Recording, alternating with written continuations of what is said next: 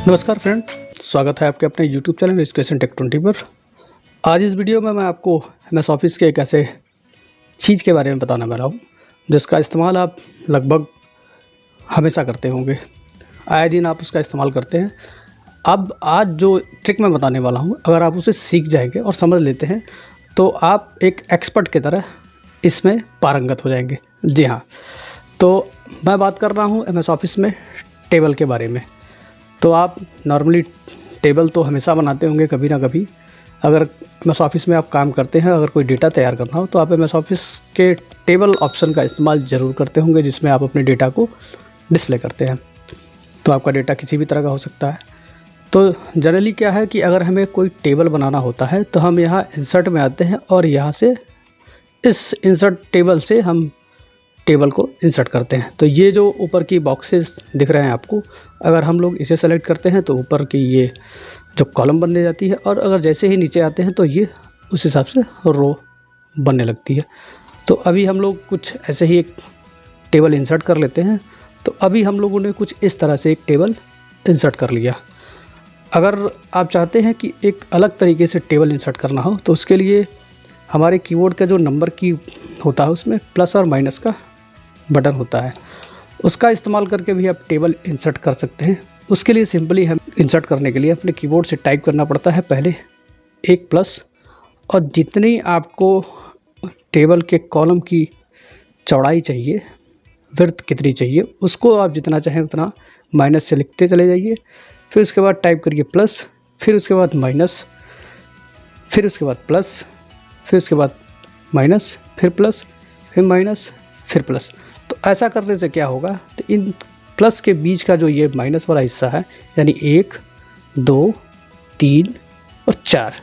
अब अगर हम इंटर को प्रेस करते हैं तो देखिए 1, 1, 2, 3, 4, जैसा कि हम लोगों ने अभी उसको बनाया था। कुछ इस तरह से भी हम लोग टेबल को इंसर्ट कर सकते हैं।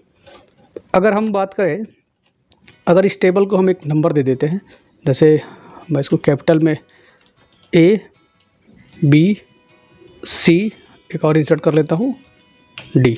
कुछ इस तरह से अगर हम लोगों ने ABCD करके कॉलम के हिसाब से टेबल ये बना लिया, तो अगर आपसे ये कहा जाए कि ये B के नीचे एक और रो इंसर्ट करना हो तो फिर आप क्या करेंगे। जनरली कुछ लोग क्या करते हैं कि यहाँ पे आके फिर इसको एक इंसर्ट करा के और इन दोनों को कॉपी करके यहाँ पे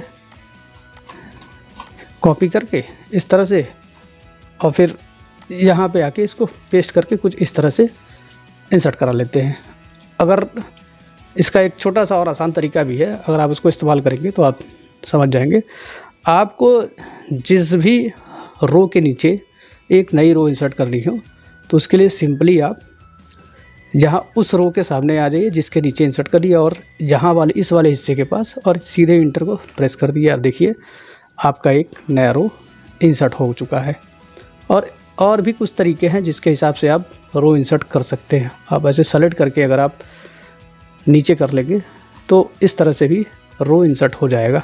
कंट्रोल के साथ जैसे ही आप मूव करेंगे इसको, और जैसे ही आप यहाँ छोड़ेंगे तो देखिए आप रो ये इंसर्ट होते चली जा रही है। तो कुछ इस तरीके से भी हम इसमें रो इंसर्ट कर सकते हैं। और अगर आपको इन दोनों के बीच से यानी C और D को अगर अलग करना हो तो फिर आप क्या करेंगे, तो इसके लिए एक छोटा सा शॉर्टकट की है। आपको अल्ट शिफ्ट के साथ डाउन एरो की प्रेस करना। जैसे ही आप डाउन एरो को प्रेस करेंगे देखिए क्या हो रहा है। अब देखिए हमारा जो कॉलम है उससे अलग हो गया। तो कुछ इस तरह से आप अलग कर सकते हैं। इसको ऊपर ले जाना चाहते हैं ऊपर भी चला जाएगा। तो इस तरह से आप कर सकते हैं। और अगर कहा जाए ये जो D नंबर का रो है, आप इसको A नंबर वाली जगह पे कर दीजिए। तो फिर उसके लिए आप कॉपी पेस्ट का इस्तेमाल करेंगे। फिर उसी वाले शॉर्टकट की का इस्तेमाल करके, यानी अल्ट शिफ्ट के साथ आप जैसे ही अपर एरो की प्रेस करेंगे तो आप देखिए ये D ऊपर की तरफ चला गया। तो कुछ इस तरह से भी आप डेटा को मूव करके, मतलब आपका जो टेबल है उसमें डेटा को आप आसानी से ऊपर से नीचे की तरफ मूव करा सकते हैं। अभी मैंने आपको एक ट्रिक टेबल के बारे में बताया। अब मैं आपको एक और ट्रिक बता दे रहा हूँ जो आपको लगभग टेबल बनाते समय तो हमेशा काम आएगा। तो मैं इसको एक ऐसे ही नंबर दे रहा हूँ 1 2 3 4 5 6 और इसके नीचे मैं कुछ ऐसे ही नाम लिख दे रहा हूँ जिससे आपको आसानी से समझने में काम आए। मैं ऐसे ही कुछ नाम लिख दे रहा हूँ। एक्चुअली मैं यूपी का रहने वाला हूँ, इसलिए यूपी के ज़्यादा नाम मुझे याद आ रहे हैं। और इलाहाबाद, और ये मेरा होम डिस्ट्रिक्ट, मैं अपने होम डिस्ट्रिक्ट का भी नाम लिख दे रहा हूँ, गोरखपुर। तो कुछ इस तरह से हम लोग इसमें डेटा बना लिए हैं। अब आप देखिए मैं इसी से आगे भी चला जा रहा हूँ और पीछे भी चला जा रहा हूँ। तो ये कैसे होता है? अगर कोई कहे कि यहाँ पे जो मुंबई का नाम लिखा गया है उस नाम को बदलना है, आप यहाँ पे अगर इस जगह पे रुके हैं गोरखपुर के पास में, आप फिर आपको मुंबई पे अगर जाना है तो आप जनरली इससे यहाँ क्लिक करेंगे और इसको सेलेक्ट करेंगे। तो इसका भी एक शॉर्टकट तरीका है। आप जैसे ही शिफ्ट के साथ टैब बटन को प्रेस करते हैं, जितनी बार आप टैब दबाएंगे उतनी बार आप अपने टेबल में पीछे की तरफ बढ़ते चले जाएंगे, और जैसे ही शिफ्ट टैब दबाएंगे तो आप आगे की तरफ बढ़ते चले जाएंगे। तो अगर मुंबई को बदलना है, यानी मुंबई का नाम अगर चेंज करना है, तो आप उसे चेंज कर सकते हैं बहुत ही आसान तरीके से। मैंने मुंबई को अगर कोलकाता करना था, कर दिया मैंने। तो इस तरह से करके हम लोगों को एक शॉर्टकट की का इस्तेमाल करके आसान तरीके से टेबल में इधर से उधर मूव कर सकते हैं। अब बात करते हैं, अगर हमें इन चारों को, अगर ये 3 मैंने सेलेक्ट किया, इन तीनों को अगर मर्ज करना है तो फिर आप जल्दी आएंगे, राइट क्लिक करेंगे और यहाँ से मर्ज सेल को इस्तेमाल करेंगे। मैं इसको वापस करता हूँ। अभी एक शॉर्टकट की है, आप जैसे ही अपने कीबोर्ड के साथ Alt A और M प्रेस करेंगे तो आप देखिए ये हमारा जो टेबल था वो यहाँ पे मर्ज हो चुका है।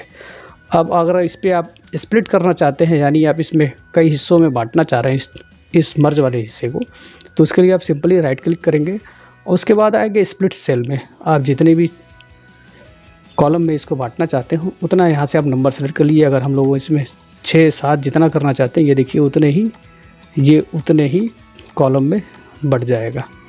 तो कुछ इस तरह से हम इन सब ट्रिक का इस्तेमाल करके अपने टेबल को बहुत ही आसान तरीके से बना सकते हैं।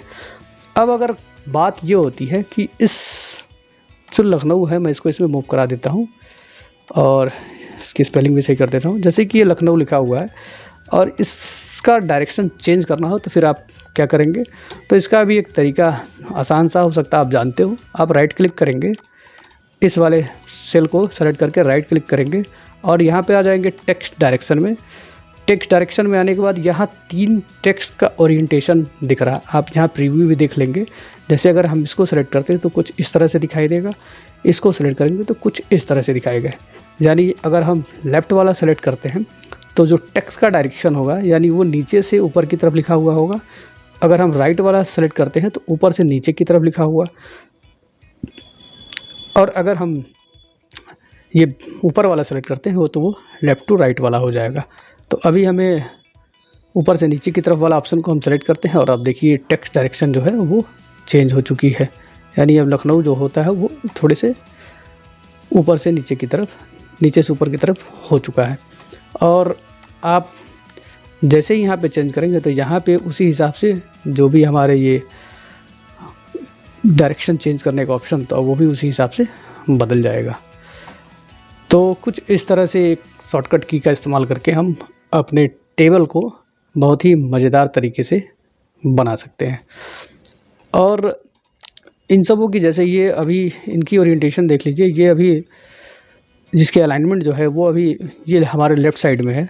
अगर हम इसको सेंटर करना चाहते हैं बिल्कुल प्रॉपर तरीके से सेंटर में, तो जितने को भी करना है उसको इस तरह सेलेक्ट कर लीजिए, राइट क्लिक कीजिए और सेल अलाइनमेंट में आके अब ये सेंटर वाला ऑप्शन सेलेक्ट कर लेंगे, तो जिससे हमारा सारा डेटा जो रहेगा वो बिल्कुल सेंटर में आके एडजस्ट हो जाएगा।